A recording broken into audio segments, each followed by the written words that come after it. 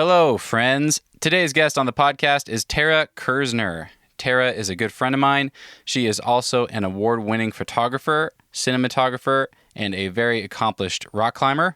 I stole that straight off her website because I couldn't say it any better than that. If you followed climbing media, you have likely seen some of her films, a few of which include Sladies, Comfort Zone, and The Art of Projecting, featuring Jonathan Siegrist climbing Pachamama. We talked about some of Tara's favorite photos and what made them meaningful, and some of her favorite moments that she's captured with her camera. We talked about mentorship and advice she would have for aspiring photographers and artists. We talked about her climbing and some of the key ingredients she used to become a more powerful climber and to unsmith herself, and we get into what that means. And we talked about making films and what she's excited about as it relates to her future in filmmaking and telling stories with her camera. This episode was recorded just a couple of weeks ago and was my first remote interview for the podcast. There were some cruxes. A lot of things went wrong, but I learned a lot and I did my best with the edit, and I think we got something good out of it. Tara is a riot. I always have such a good time talking to her. And I think you guys will find this episode both entertaining and insightful, which is what we're all about over here at The Nugget. Everything we talked about will be linked in the show notes, so check out thenuggetclimbing.com if you want to see any of the images we mentioned or to learn more about Tara. I also linked some of my own personal favorite films from Tara for you guys to watch. And that's all I got. Hope you all are well, and thanks for listening. Please enjoy this insightful and entertaining conversation with Tara Kerzhner. Cause no one can do it like we do it, like we do it, like we do it. Cause no one can do it like we do it, like we do it, like we do it. Perfect. We're going. Hi, Tara. Hi. How's it going? Really good. Thanks for coming on the show. I've been looking forward to this. I'm really excited to talk to you. Yeah, you've been keeping busy, I've noticed. I just watched the Ian one. Or listened. Oh, you did? Yeah, I listened to the Ian one. That's cool. Yeah, it was awesome. I was like cleaning my house and just listening to it. I mean, I love Ian, and so it was like, it kind of just made me feel like, because he's so good at storytelling and just talking in general, that like, it just made me feel like I was hanging out with him and he was just sort of telling these old Ian stories. Exactly. I mean, that's basically what I'm doing here. I'm just like giving myself an excuse to hang out with fun people that tell great stories. Hang out with friends. Like this. Awesome. So I thought we could start with your living situation. You recently moved to Boulder. Yeah. Did you guys buy a house?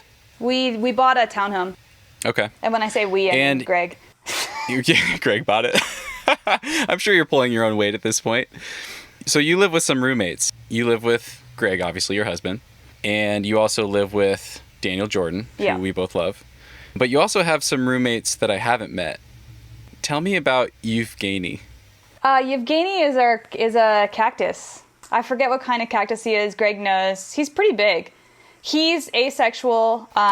He's not interested in sex at all. But I think that's fine. He's got a lot of self-work to do. He's wearing headgear right now. He can't really stand up on his own. So we just called it his headgear. I took some floss and wrapped it around him so that it just holds him up a little bit.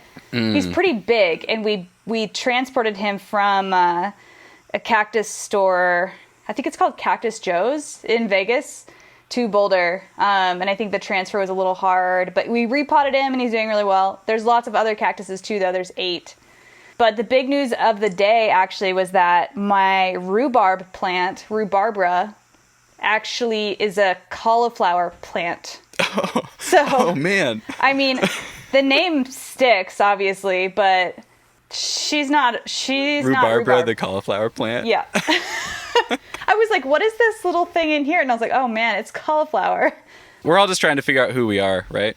Yeah, I mean, they do have a lot of personality. Our other cactus, Frances, she has definitely been banging. She's got babies growing everywhere.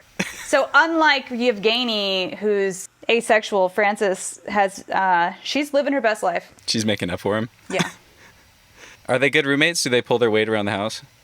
I mean, yeah. They don't really do much, honestly. Apparently, except for, procreate. But they must do that while we're sleeping, so. Got you. I would say that Yevgeny's a little standoffish. He doesn't really like hugging or touching. He was doing social distancing before it was cool. This has been a lot of cactus talk. Well, you shared what has been my most recent favorite YouTube video. The title of it is Cactuses, and I will share that in the show notes. I've been especially inspired by cactuses lately, so this is pretty fitting. Thank you for that. Yeah. It's about a minute long. I recommend people go to the show notes and check that out. Yeah, it's great. Definitely And worth watching. That dude, I always want to say his name is David Corin, but I think it's Daniel Corin, or is it David Corin? Daniel Corin? Daniel I don't know.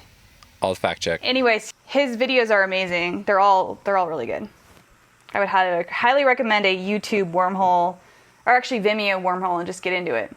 So that makes me think of a recent video that you made. I just watched a video that you shared on Instagram, and it was very creative, very fun, about working from home. How have things been, being stuck at home? I mean, How's it going? it was kind of ironic of making that video working from home because, well, you could call that work in a way, I guess.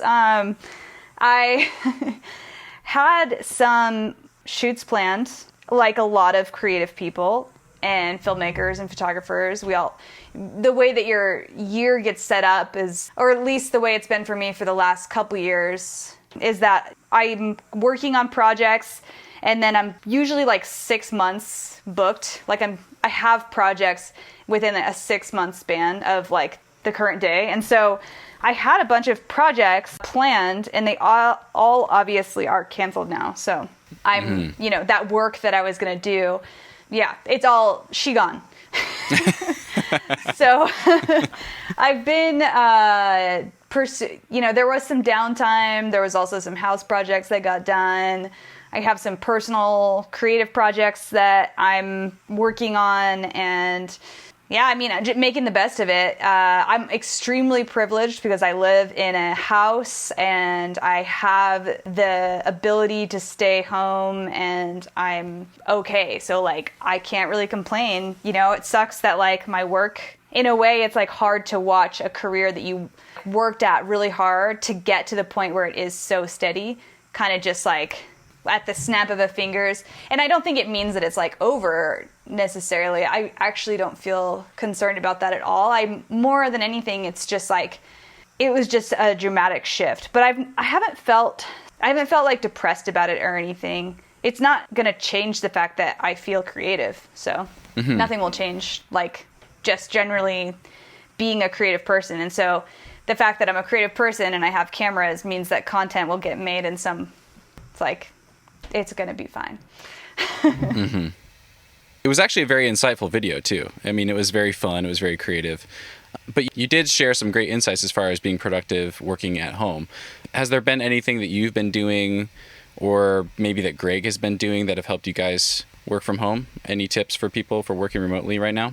Yeah, I mean, I've been working from home, and so has he, or remotely, or like wherever there's an outlet, essentially, for almost 10 years. Both of us have been. So I think that we're pretty dialed in the working from home. We actually spend a lot of time together even before the quarantine. So like it didn't change anything for us. Like we were just like spending a lot of time together again.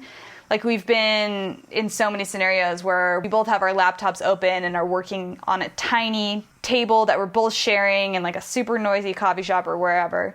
So I think that in a way it feels really normal, but I think that I don't really know what I'm trying to say here. The tips are to, I don't know, I try not to eat so much. That was one of the main takeaways was that Greg and I call it the snack loop. Just sitting and working and eating. Yeah, you just you start trying to work and you get bored and you get up and you eat something and then you sit down and you get up and you eat something. The thing that I do to try to mitigate the snack loop is tea, because it's a slow, hot drink that you're drinking and you're doing something. So it's not so much about being hungry or trying to lose weight, or it's not about that. It's a bored eating thing. And so if you have something that you're doing, drinking tea while you're working, it'll keep you sitting at your computer for longer. And then for me, as far as video editing goes, if I need to get something done, I know that I'm way more productive working in the middle of the night. So I'll just not do anything in the morning, and I'll kind of start working around 2 or 4, p.m. and then I'll work until like 2. Okay. And that chunk where everybody's asleep and it's all dark and I don't even get up to pee, like that chunk is very productive for me. Okay.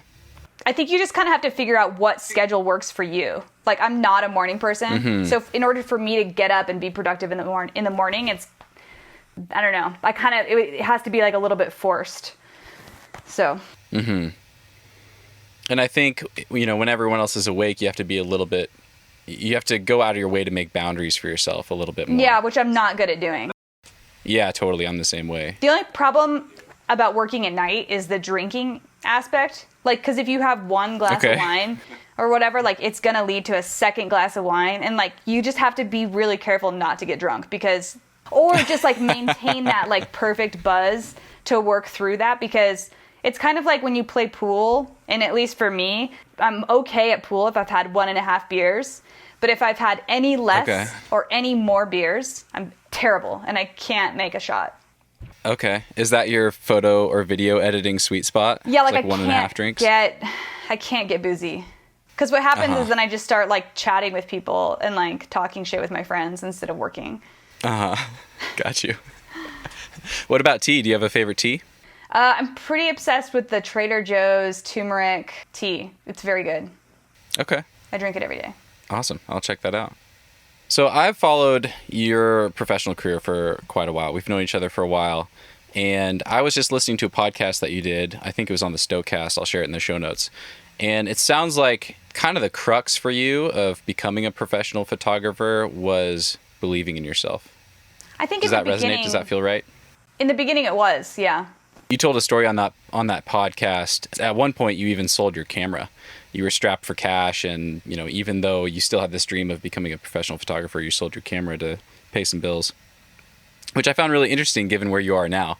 So I guess my question is, I find that trajectory really interesting. Is there anything that you wish you'd known when you were 18 years old and excited about photography, but you didn't yet believe that it was something that you could actually make happen for yourself? I mean, the selling of the camera didn't have a lot to do with like me believing or not believing in myself. Like, I didn't come from an exactly wealthy family. Like, my parents went bankrupt twice when I was growing up. And so we just generally didn't have very much money. My parents were not good at managing money. I grew up in that. And so when I was like, I left my parents' house when I was 18 and I was like completely on my own and was working in the restaurant industry, not going to college, just working to like pay rent and like live, And I ended up working in the restaurant industry for 10 years. But throughout that time, I didn't, or for almost 10 years. Does that make sense? It sure doesn't. That math does not add up. I don't know how long. Oh, no, it was because I started. Yeah, it was 10 years because I started when I was 15 working as a dishwasher. Anyways, sorry. Oh, wow. Moving on. And it was interesting. I was like, I wanted to move out of my parents' house so badly that like when I started as a dishwasher, I started saving money and I saved $5,000, which at that time was a lot of money, especially to me, before I moved out of my parents' house to like have the money to leave essentially. And then like when I was out on my own, like I wasn't making good money. And so like if I did get into financial trouble or whatever, I had no way of dealing with that. And I didn't have the tools passed down to me by my parents to succeed in a financially difficult situation. So I failed a couple times and learned from those experiences and how to like manage my money and make smarter career choices at the time and try not to make bad choices. But I think the believing in myself part was I didn't have like a mentor or anything. And so I think that like I didn't have anyone encouraging me necessarily. I mean, really, except for like whatever friends being like, that's a nice photo or whatever. So it kind of all had to come from within. And I don't necessarily think that from the beginning of my adulthood, I was as confident as a person, as confident of a person that I am now. Like, I think in the beginning of my adulthood, I really didn't have the maturity and self-confidence that I've developed as my career and life have gone on.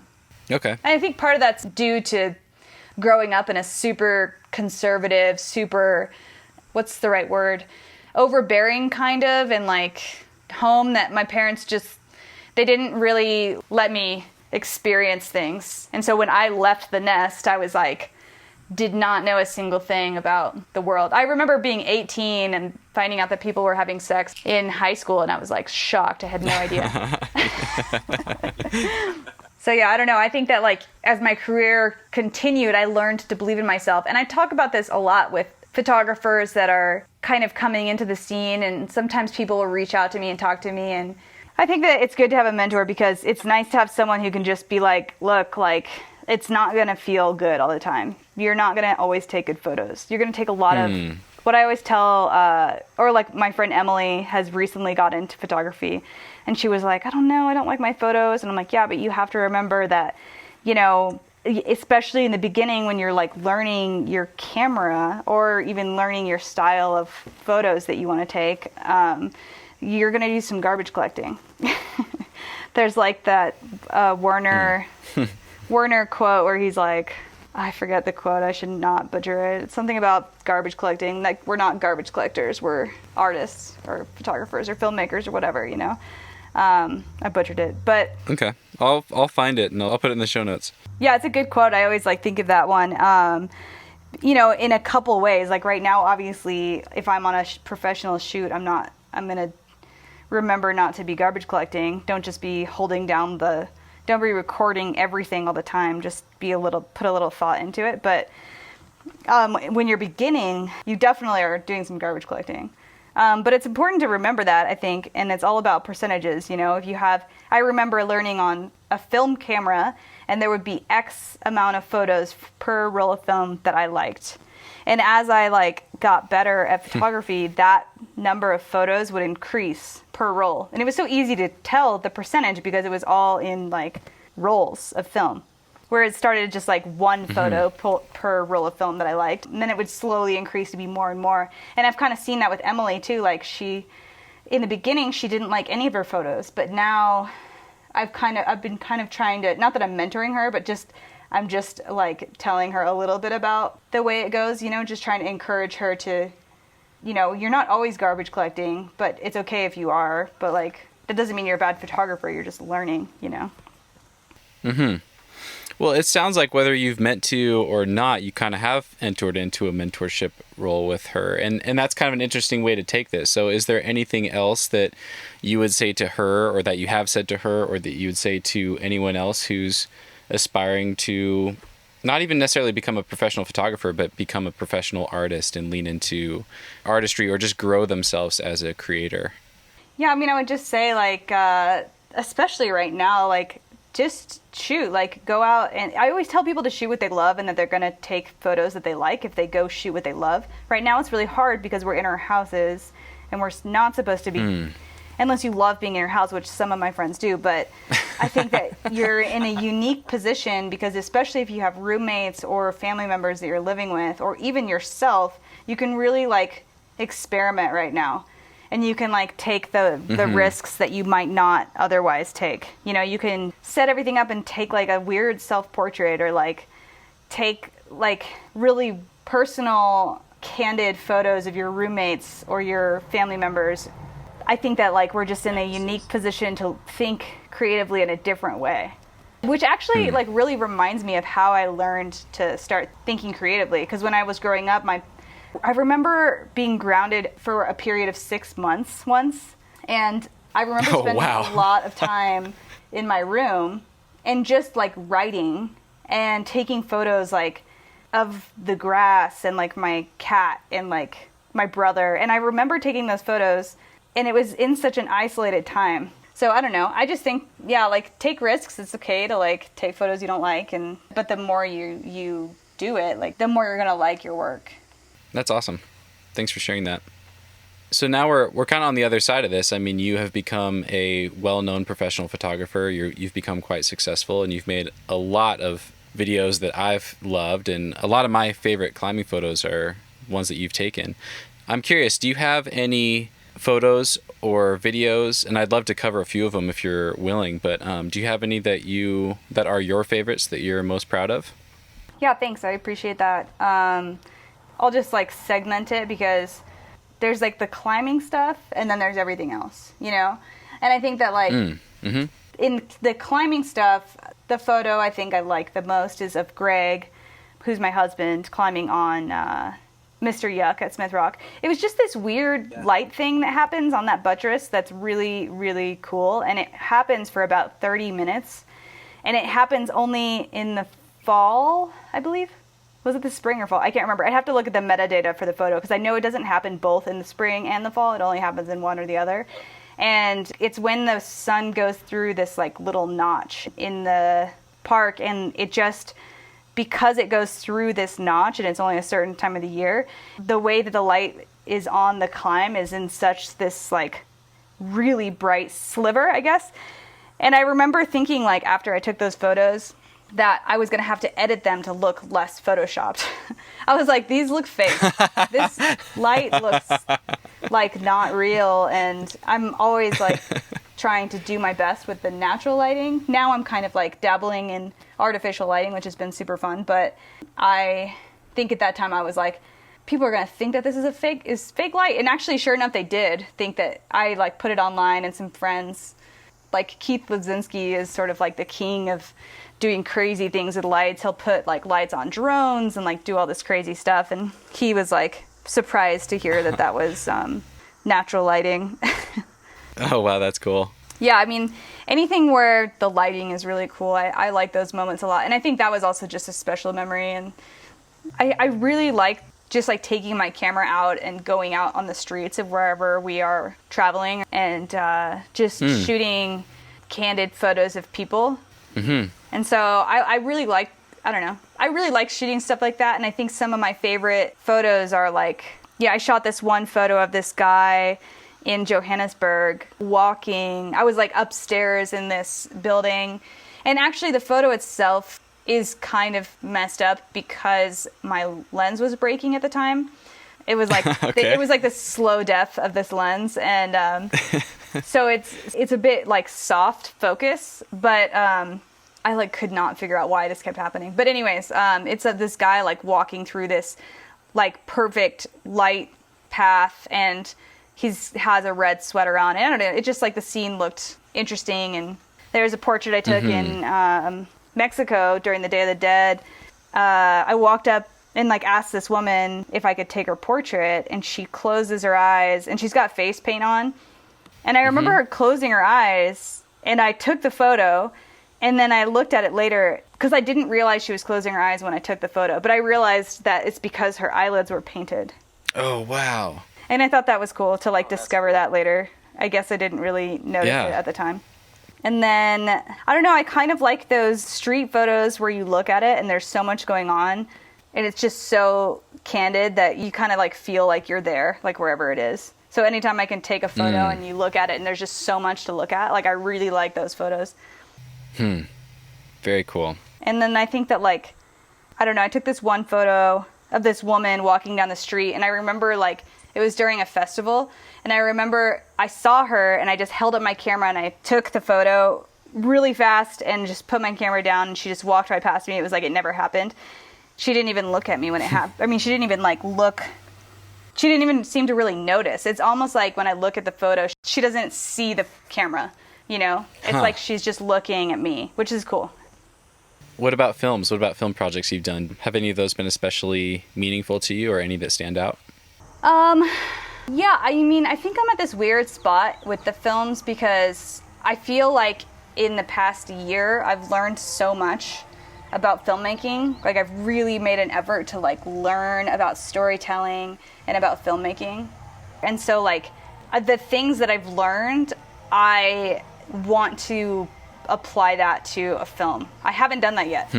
I've worked on other films with other people, and that's where I've like learned the most, I think. And so while I like my older films, I don't feel like I've made the film that I'm capable of making. You know what I mean?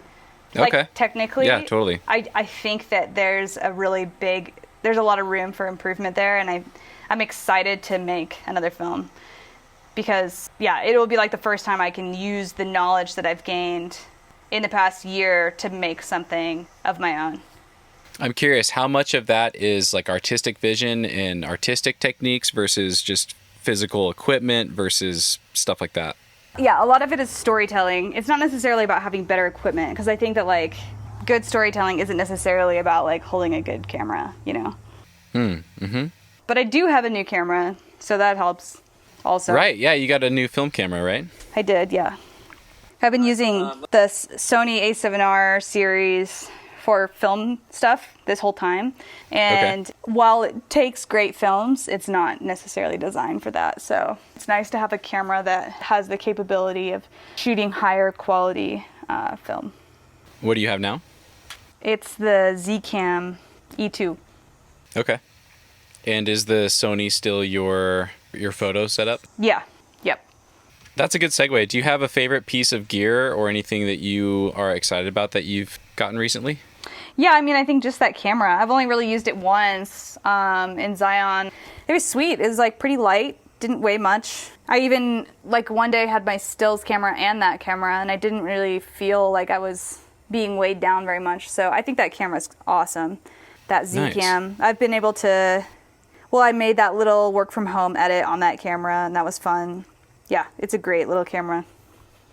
Cool. And if I didn't say this before, I'll be sure to share that work from home video in the show notes for people to watch. I definitely recommend it. What about any gear in your wish list? Do you have anything that you're thinking about right now as far as that goes? Not really. I mean, honestly, like I kind of spent a fair amount of money with that new camera setup, and then all the work stopped. So I'm definitely not going to be buying anything for a little while. Okay. Got you. I have everything I need, so it's all good. Cool. I would love to bounce back to that Mr. Yuck photo. Okay. I know exactly the one you're talking about. I love that shot, and I'll be sure to link to it in the show notes. With that, though, I've heard you talk a few times.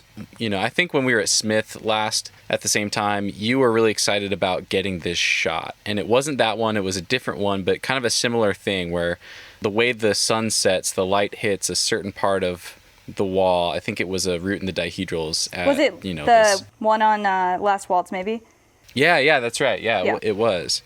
And I just love that. It sounds like you kind of have this like tick list, like a running tick list for shots that you hope to get. Yeah, I actually have like just a list, or I had. Now it's kind of like mental note, but. That's awesome. How do you think about that? Is that like. I mean, I think that just comes from climbing there a lot. Like, I just saw that place for so long, and I know exactly which routes do a really cool thing with light. And, you know, it's cool because learning that there and learning the light stuff at Smith Rock, because I climbed there so much, has helped me do that in other locations that I don't know as well. But I think at Smith, it is really special. And there are other places that are kind of like Smith that do that on certain climbs. Like Sirana does that, the cool like light shadow stuff. And definitely some other places too. I've seen some really beautiful photos of, is it Cuenca? Is that how you say it? Yeah, I believe so. And also like the Buttes, I think. Okay, so that's Cuenca in Spain and Buttes in France. Got you. Do you have a running list like that for those other areas? Like a kind of a tick list in your mind of shots you hope to get? Now, like unless it's a really specific climb that I want to shoot a really specific way, I don't really like, I just kind of like to arrive places and check the scene out, you know? Mm-hmm. But sometimes when I think I've shot a cool angle, I'm like, sick. This is like a sweet angle. Like I haven't seen an angle like this before.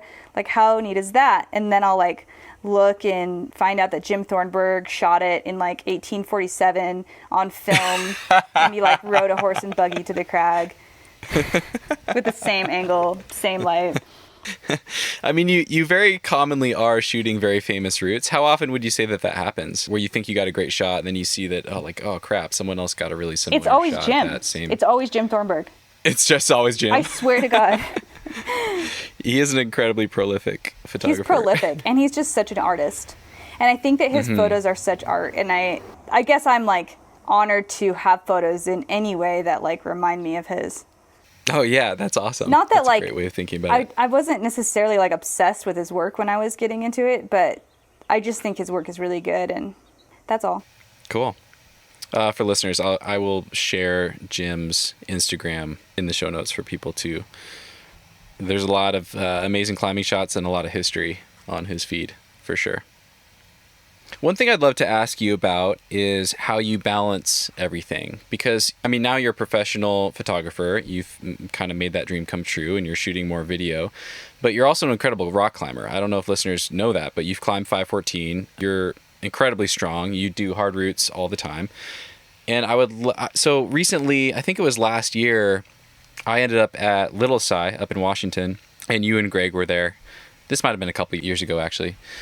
But we all climbed for the day. I think you had done some burns on your project, and it was later in the day, and I think Micah had gone up something and left a fixed line for you, and you spent the last part of your climbing day, instead of you probably could have done one or two more tries on something, but instead you jugged up this line 30 meters to shoot Micah, our friend Micah Humphrey, on this 513D that he was trying called Porn Star. And the photos are absolutely beautiful. It's a beautiful cliff. But those, my impression is that those were just for you. Those weren't things that you were intending to sell. They weren't for a project or anything.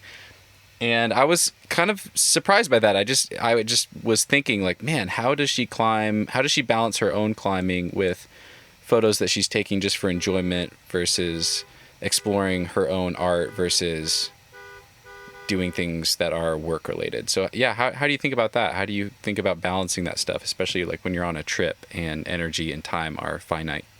So that was a specific scenario in which I was injured, actually. I shouldn't have really been climbing at all. I had the only reason we were in Washington at that time was because I had like ripped apart my shoulder, and I was seeing this climber-specific shoulder PT who ended up like totally helping me. I mean, my shoulder's never going to be the same, but I can climb fine now, and I'm not in pain. And I'm pretty weak on like right arm stuff, but I don't care. It's like whatever. Got you. I'd forgotten that. Yeah, but like most of the time, so like if I'm there for a job, I won't climb because it's too hard to focus on my own climbing and shoot. It's also just too physical. Mm-hmm.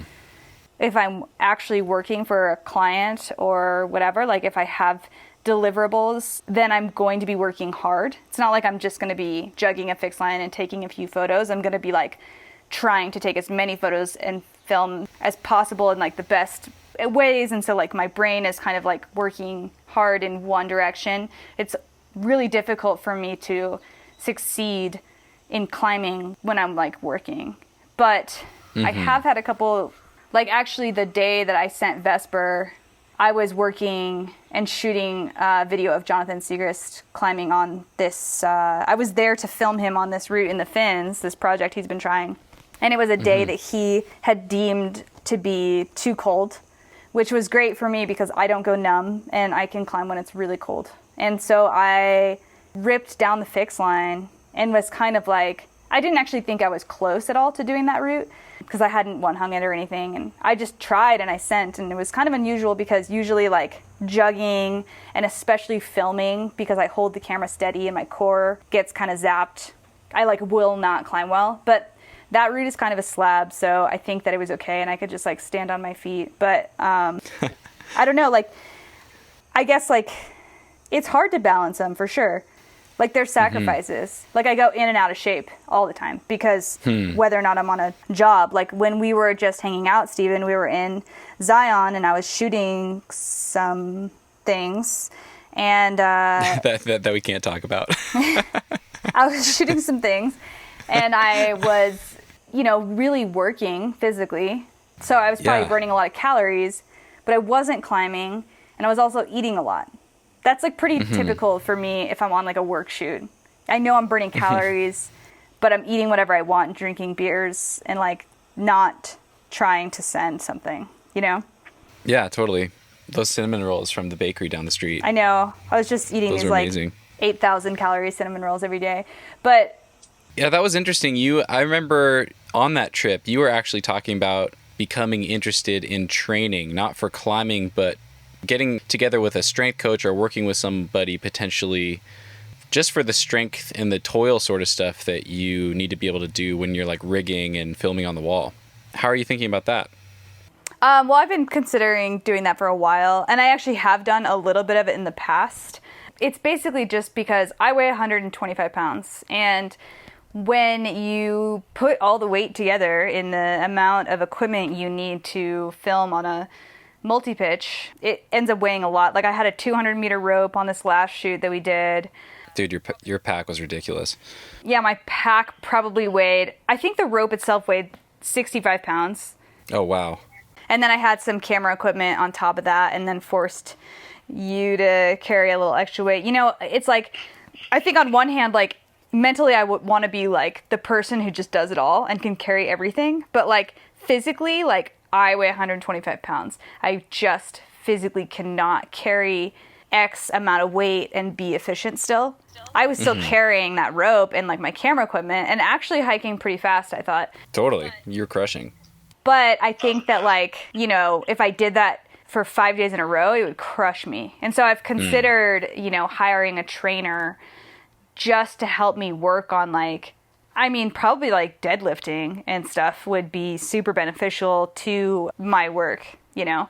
The less I have to think about other stuff and aside from like the creativity, the better. So the less I have to worry about my body, the less I have to like worry about anything else. Climbing or a project or any of that stuff, like a personal problem, like all that stuff is like really distracting, and I find it really distracting to worry about the health of my knees or whatever. So like I was like using I use trekking poles a lot because I just want to have more longevity in my joints because I need my body for work, you know. Got you. That's super interesting. Are you actively looking for a trainer, or is it just something that you're still kind of kicking around and thinking about? I probably will not look for a trainer. I'm probably just going to train I've just been like doing stuff myself. Okay, cool.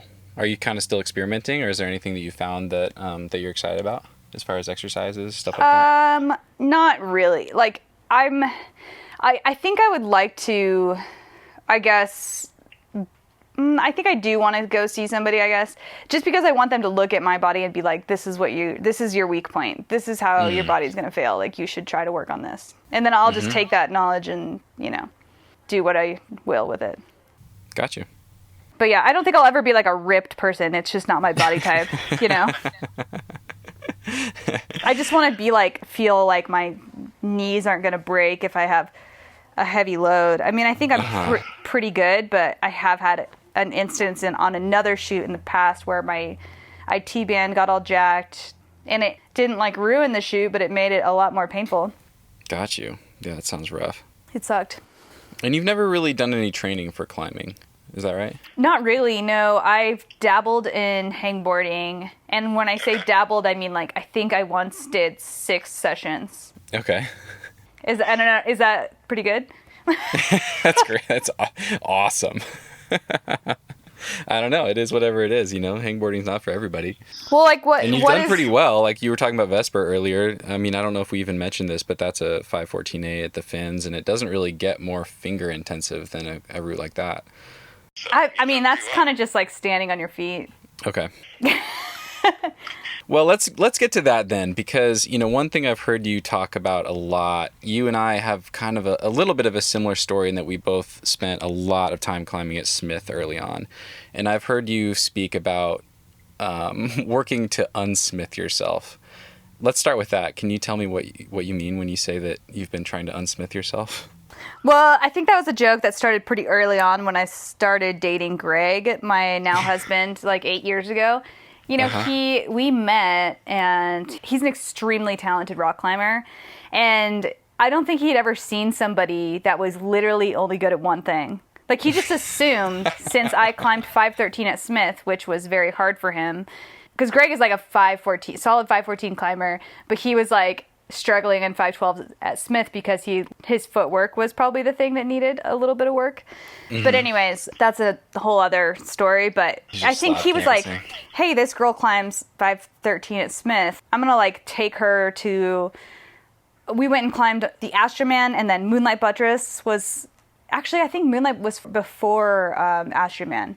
He just assumed I would be able to like do it. I mean, I was able to like ascend Moonlight Buttress, and we did get down in time to have tacos, but I don't remember it being very pleasant, you know? And I think that, and then like we moved to San Francisco and started climbing a lot at Jailhouse, and that was just like the complete opposite of Smith Rock. And I didn't know that you've climbed there. yeah, I've climbed there quite a bit actually. Okay. And, you know, I also sort of stubbornly was like, I'm going to project this 13A that has this dyno on it. And I remember like Alex actually one day, Honnold being like, in typical Alex way, he's like, how many tries have you put into this? And I'm like, 8,902. And he's like, maybe pick something easier. And I was kind of like, fuck you, Alex. And I ended up doing the route anyways, but he was totally right. Like in hindsight, I absolutely should have started with like easier, steeper climbs instead of like just forcing myself to do this other one. But I don't know. I think that like, because my body type doesn't like lend itself to being powerful. I'm not buff in any way, but like I am really good at standing on my feet from Smith Rock. And so that's great. Like that's a great skill, but it certainly only applies sometimes. So had to learn how to do other things. Like you don't learn how to heel hook at Smith Rock. You don't learn how to jump at Smith Rock. You don't learn how to use your arms, really. Your biceps. You like only use your fingertip skin and your toes. Yeah. So I don't know. It's been a long process. I think more than anything, it's just been kind of forcing myself to try to do routes that are not necessarily within that wheelhouse. Okay, that was going to be my next question. So you just mentioned Jailhouse, and that's super opposite from Smith. Have there been any other areas or routes that you've sought out or things like that or styles that you've sought out that have been key ingredients in unsmithing yourself? I think honestly at this point I've successfully unsmithed myself. I think I'm like really good at crimping, but I don't necessarily see my Smith Rock origin as a failing point anymore. Because it's been like 8 years since I've moved from Bend. Well, then I guess what would have been some of the key chapters or places along the way that have helped the most for you? I think that it was interesting because in the beginning I definitely like just sought after like vert climbs, and so I've done a shit ton of vertical 13As. Like so many. And now I like go to an area and I'm like, do not make me do that climb. Like I will do anything to not have to do that. Like it just looks so unpleasant. I'm just so over like vertical face climbing that I would much rather do something I would much rather do something that was like, I don't know, not just like heinous, sharp, tiny holds with like bad feet. I mean, I like that style sometimes, but I don't know that it's that fun. Totally. So that's cool. So just what you've gravitated towards is just kind of naturally shifted on its own towards different things. I think so. I made a point to try this route at the VRG a couple years ago called Don't Call Me Dude. And I had never climbed at the VRG before. Is that 13C? It's 13C, yeah. Okay. And I had heard about like a couple other routes there that I would really like Joe Sixpack and Fall of Man. And both of those are pretty vert. Fall of Man even has like a very long slab section and a slab crux. And I'm not saying that I would have done those easily, but like instead of gravitating towards the ones that people told me to try, I kind of went for like the one that I thought would be the hardest for me, which was the one with a short, powerful, bouldery crux that wasn't on down pulling crimps. You know, it was like side pulls and like there's literally a fire truck driving around our block right now.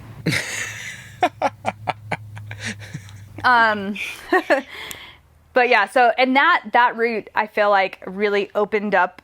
Like after I sent that, it was weird. I just felt like I got a lot. It was like I learned how to climb a lot more powerfully. And so then the following season in Rifle, I really had a great season there too, and did a bunch of hard, steeper routes. And since then, I feel like it was sort of like a turning point for me in my power and strength. And now it's like, it doesn't take that much effort for me to do the routes that I like set my mind out to do. That's cool. Yeah, so it was interesting. I think the last time that you and I got together and were hanging out, I think I hadn't seen you in a while, so I'd congratulated you on Vesper because it was your first 14A.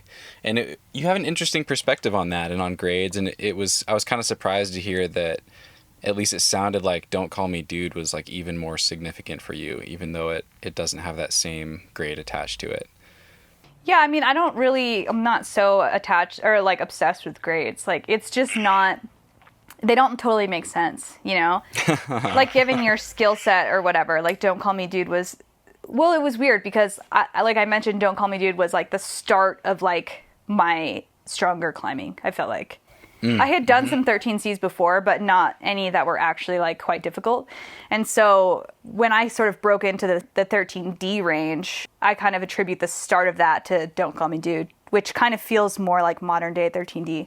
But it's 13C, and then Vesper, which is 14A, took me a lot less tries. It was a lot later in the climbing, but like still, I don't know, it just didn't, it wasn't significant because as significant as Don't Call Me Dude because I don't know, it just wasn't. But like now I feel like you just never know. Like my friend Jill always says that sometimes you do them really fast and sometimes you don't. Like, and she always says it in like this like really upbeat, like positive way, and she's right. Like sometimes they take a really long time and they're grueling and difficult, and sometimes you do them really fast. Like I was really surprised. We went to the Grail recently, and I did this route called Magnum Opus. I actually didn't think it was that great of a route, but I ended up doing it on my third try. Oh, wow. And I was like, oh, Dude, that nice. was like a lot easier than a lot of 13Cs I've done for me, you know? But like, that's not to say, like, I actually do think that route is significantly easier if you have small fingers. Like, I think for me, it could have even been 13B. But like, it's just one of those things that like, then you kind of get into this arbitrary conversation about grades that doesn't really matter. You know, like that route went really easy for me. Don't Call Me Dude took a whole month of effort, you know? Vicious Fish at Smith Rock took a whole month of effort. And I think it's 13D. It's a slash grade, but like, I'm not like trying to go like wave a flag around. Like nobody cares if somebody climbs like a 13C or D. Like it doesn't matter to me or anyone else. And so like all in my head, I'm like, it's 13D, or it was a 13D effort for me, you know? With that, I'd love to dig into where you hope to take your climbing. You've successfully unsmithed yourself. You've kind of entered into a new chapter of more powerful climbing. Do you have any climbing goals? Any routes that are at the top of your list? I do have a couple routes I'd like to do. Well, I was supposed to go to Ceuse this year, and I really wanted to do this route. I remember watching Greg do it when we were there in 2015.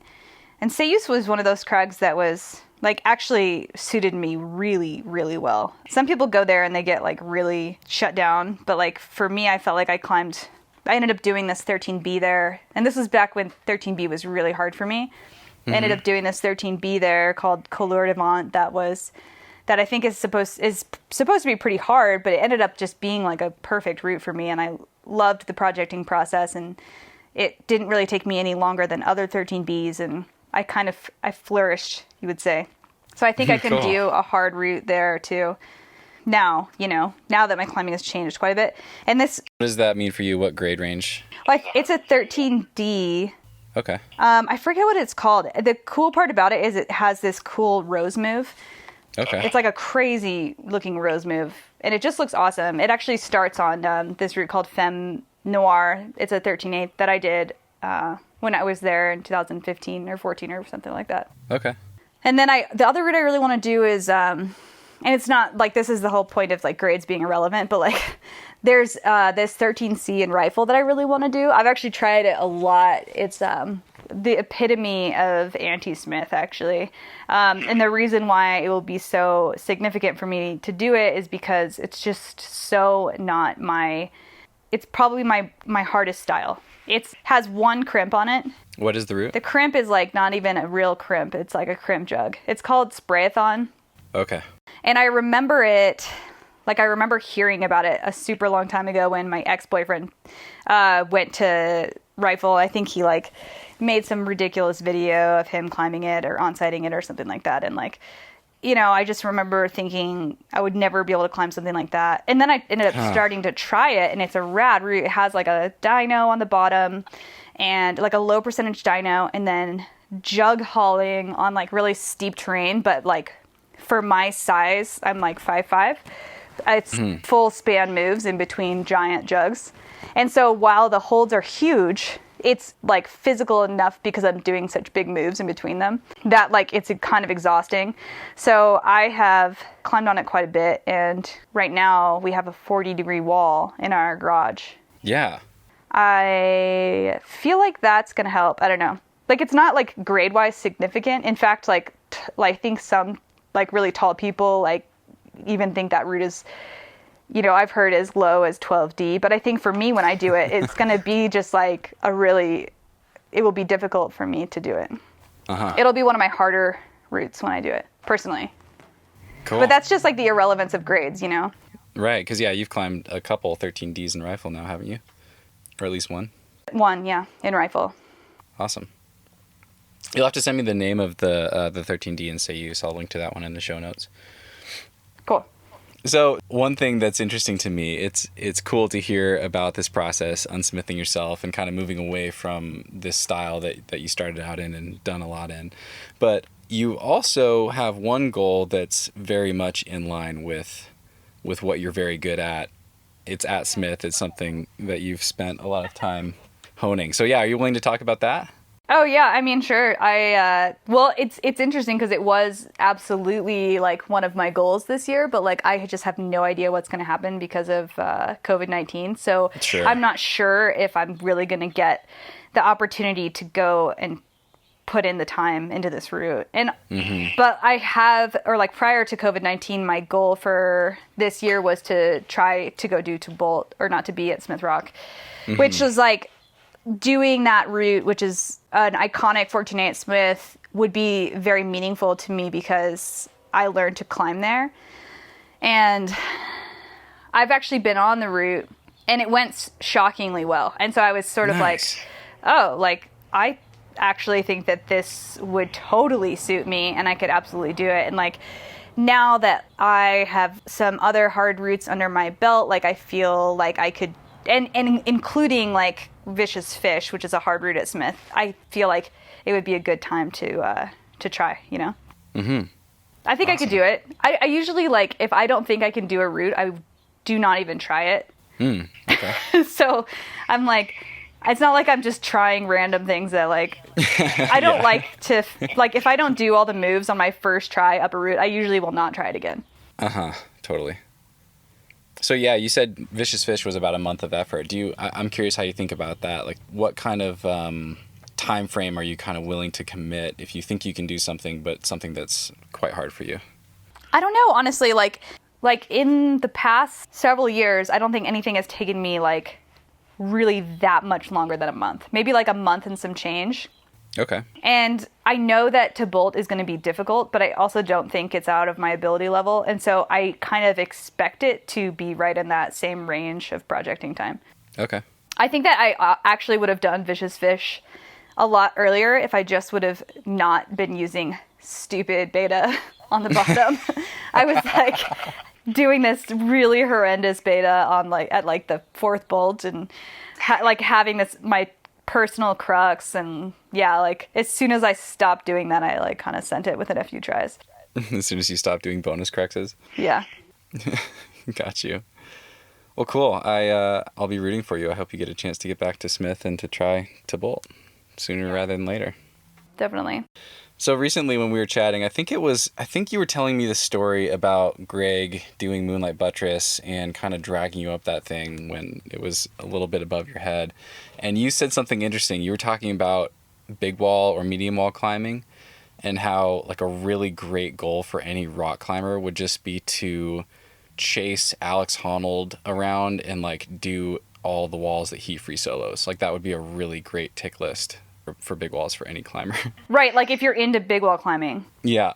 Or like wall climbing at all. I guess I kind of feel like it's a bit of a stretch to call them all big walls because they're certainly not. But like if you look at the list of routes that he's free soloed, they're all super classic. And my husband and I have been on or done, like Greg has done probably most of them.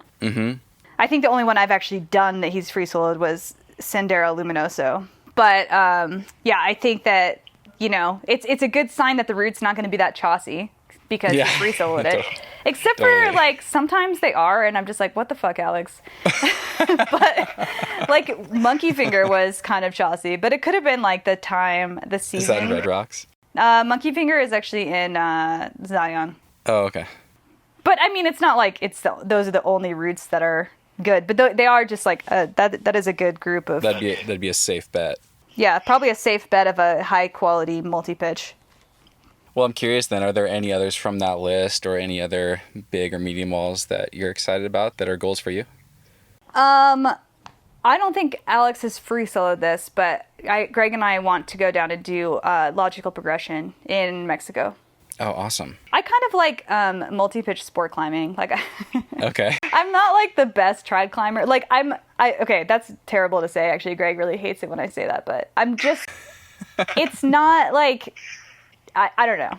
I like multi-pitching a lot, but I kind of like multi-sport multi-pitching. Like, I had so much fun when we did Sendero. It was awesome. And then I went and did Cloud Tower recently in Red Rocks. And there's this pitch at the end of Cloud Tower. It's like this, I think they call it 11C, and it's quoted as a hand crack. Okay. And I did it, but God, it was not pretty. I sounded like a baby cow being born. It was so wide for me. It like wasn't a hand crack. I was like shoulder deep in it, and it was just like, I'm like, what? This is so unpleasant. So kind of like you're giving birth. You're helping the cow give birth. You feel like you're giving birth. Yeah. Okay. Yeah. Or like Greg and I went and did, or he like almost sent. I definitely was not in that mindset at all. I was supporting him, but this is a great route, the Silverback in Zion. And anyways, it has a cruxy, one of the crux pitches is an off width. And he goes up there and he like onsites this pitch, but he's like in there just like wheezing and moaning. And then he gets to the anchor after onsiting this pitch and throws up. Oh, actually throws up? Yeah, so I kind of just feel like multi-pitch sport climbing is just such a delight. You know, it's just so casual and fun and wholesome and nice. Versus like sometimes trad climbing can be just so physical and like, you know, pushing the envelope of what is type 1 or 2 fun. Totally. Absolutely. So logical progression, that's a 13A down in Mexico? Yeah.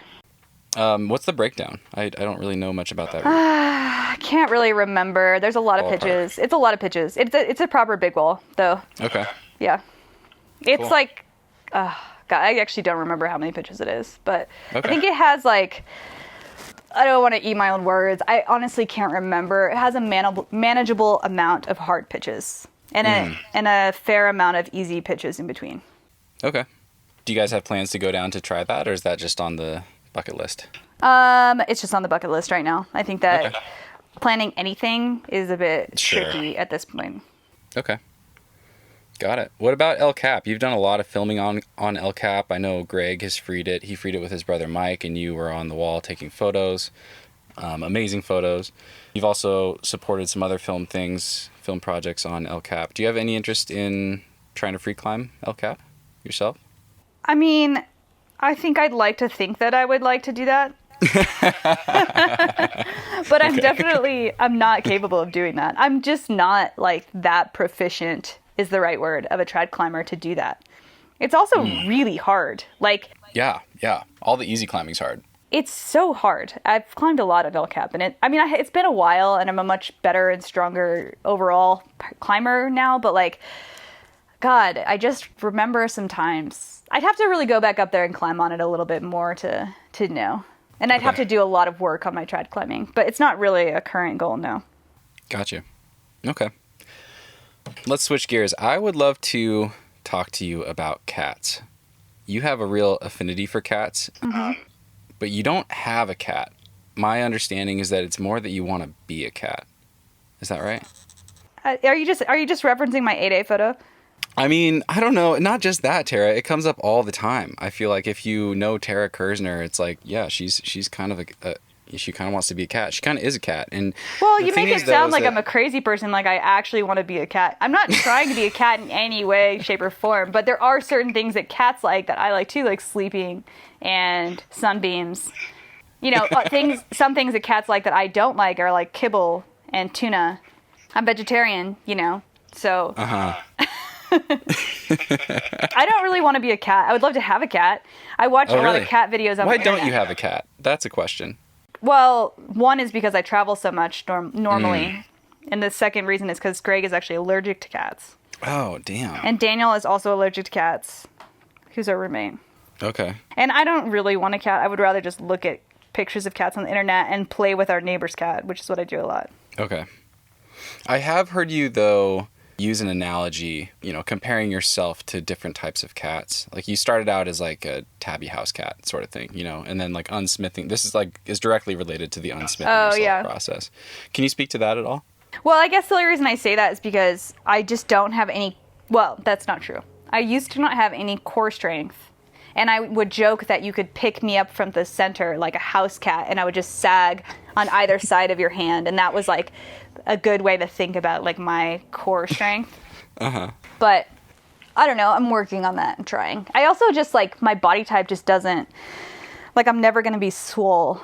So I just have to deal with the, like... slenderness and not skinniness but slenderness that is my body type, and super long legs. So I think that like any type of core is like very difficult because the lever is all fucked up. Mm-hmm. Yeah, totally. Where would you put yourself now? Are you like lynx status? I would say an ocelot because they're so cute but small enough to just still be kind of like not that strong, but like not a house cat. You've evolved. You've leveled up from house cat. You're now an ocelot. Yeah. What kind of cat would you aspire to be someday?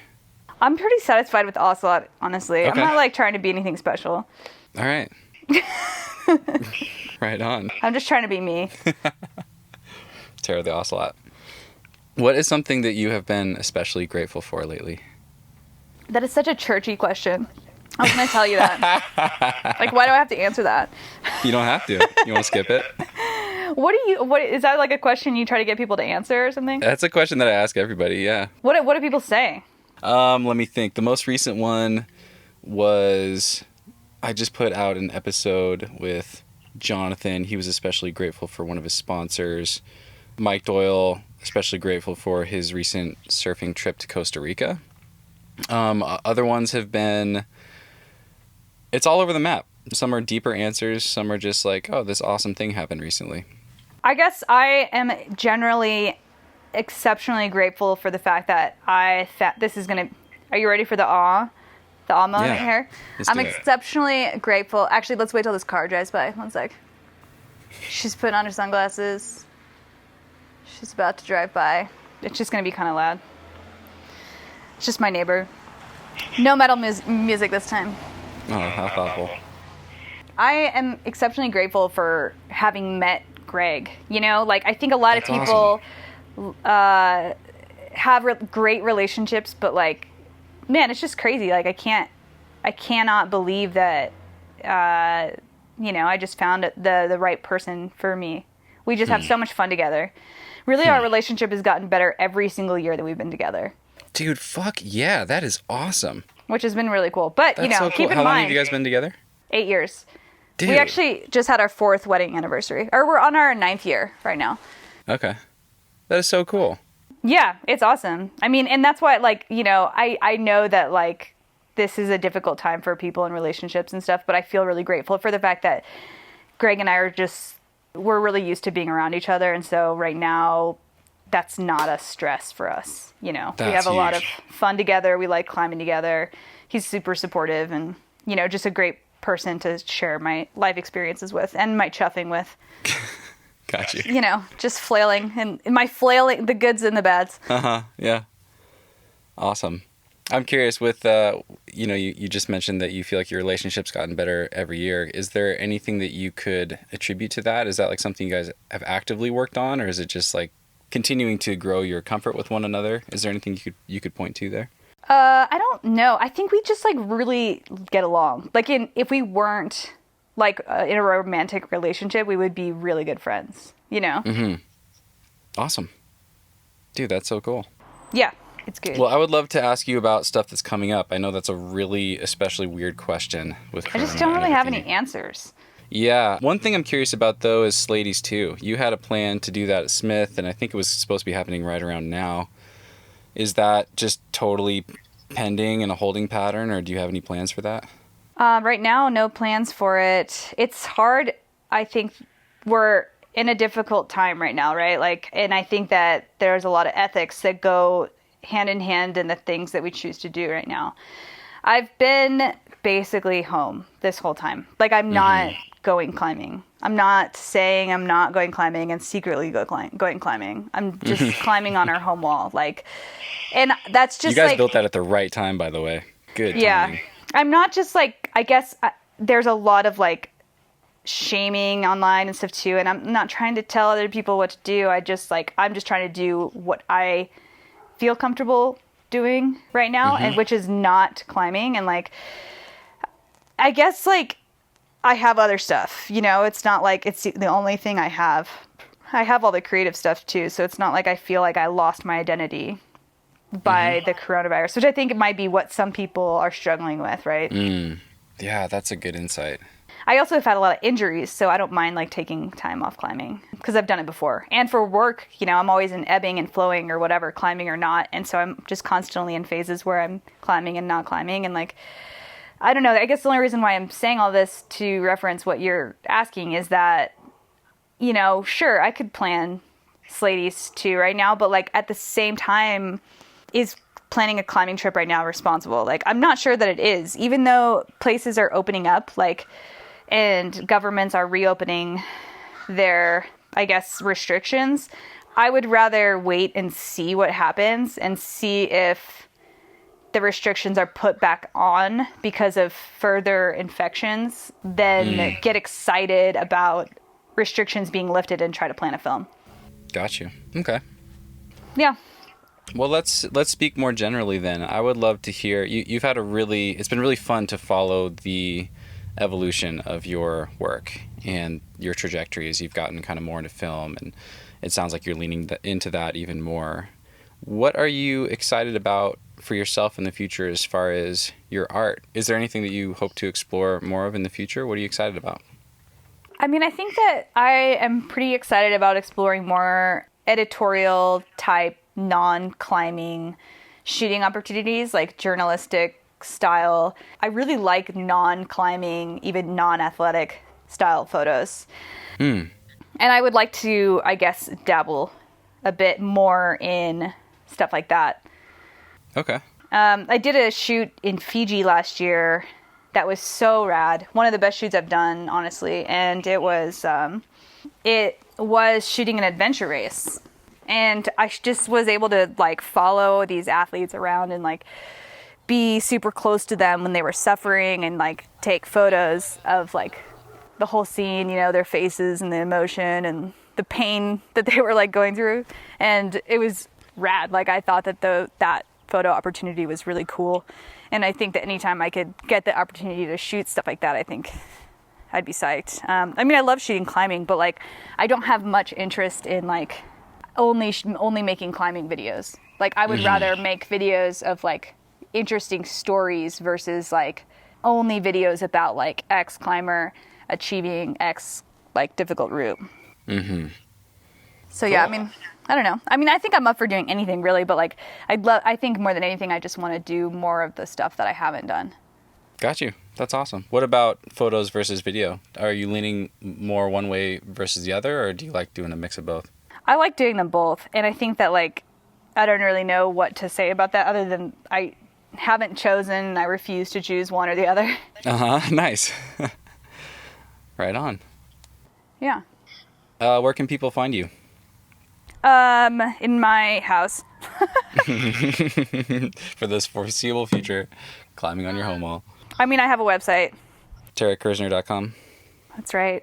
Okay. And then what about Instagram? Do you have a platform where people can reach out to you? Are you responsive to stuff like that, or is it just kind of sharing your photos? Yeah, I'm pretty responsive if people write me. I try to write them back. If I don't write back, it's because I was on a shoot or busy or I forgot or something like that. I've never... Yeah. I mean, I try to respond to people because I know what it feels like to write to somebody that you, I guess, look up to in some way and they, like, don't write back. Like, that sucks. Yeah. So I try to write back. You know, I try to respond thoughtfully to the questions that people send me. Sometimes I get, or I guess like I got a bunch after I did that last podcast about confidence and believing in yourself and stuff, which was cool. I mean, I was happy to offer insight about that to some people who had asked, you know. But yeah, actually, awesome. Like, if I could say one thing, if anyone did write me after this one, is that email me. Because it's hard to write back on Instagram sometimes. Or just like write me on Instagram and ask me for my email and then send me your whole thing in an email. Because it's so much easier to respond thoughtfully on a computer than like on your phone. Does that make me sound old? No, it makes you sound like a professional, honestly. Sweet. Right on. Well, thanks so much for your time, Tara. I think I will. You're trying to do a home wall session, right? Yeah, I think we'll get started here soon. Greg is still working, but yeah. How has that been? Is this like the most you've ever climbed on a indoor climbing wall in your life? Actually, it's funny because he's joking that it took a pandemic for me to climb on the 40-degree wall. Because like our gym has a 45, and I just I get pushed around by that angle for sure. It's like harder. It's hard, dude. It's hard. It's hard for me than steeper or more vert. You know, it's like it's the most difficult angle, I think. That's right. You and I were just talking about this. I completely agree. I think it is the hardest angle in rock climbing. Yeah, I think so too. It's steep enough that you can't use your feet that much, but you still have to move vertically in space. You're not just like traversing a roof or something. Right, exactly. It's hard. It's actually been sweet. I've been really enjoying it. Nice. Do you feel like you're improving? Can you tell a difference? Definitely. I think that like it's funny because I used to be like, oh, I'm just not strong enough to climb on this angle very well. But I think what it is, and I'm learning that now, it's about learning how to be dynamic and move on this angle. It's all like body positions. Like sometimes I'll like try and move and it feels really hard. And I'm like, oh, I can't do it at this angle. But actually I'll end up doing the move and it will feel very easy. And I think all that tells you is that it was a body position thing. Interesting. Like momentum sort of thing, like finding the right amount of momentum or? Kind of, and just like learning how to, you know, twist into the wall for whatever reason. Our wall is so like, it's so short that the boulder problems that we're setting are really powerful, which is awesome. But like, it's also meant a lot of like jumping around and cutting feet and stuff like that. And yeah, I mean, it seems like it's a lot of body position to me. Gotcha.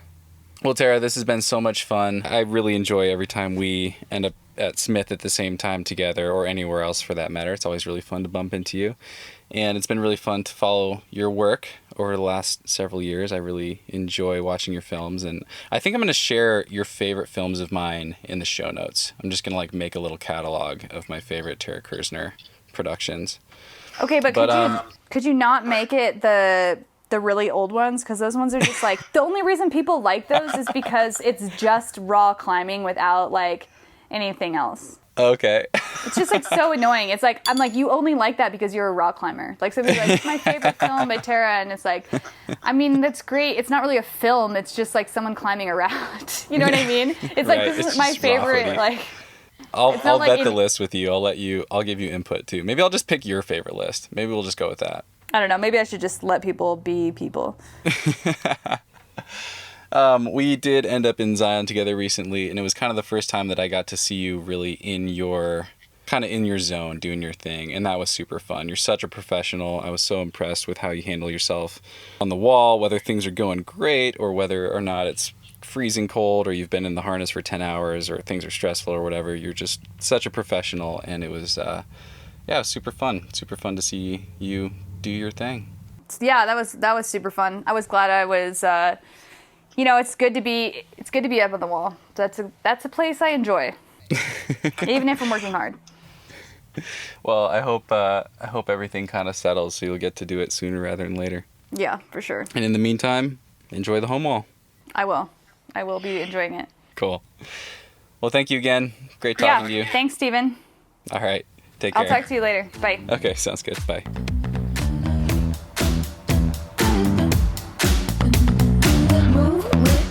Shake it up, stop when the clock hits 13. Sing 1, 2, 3, 4.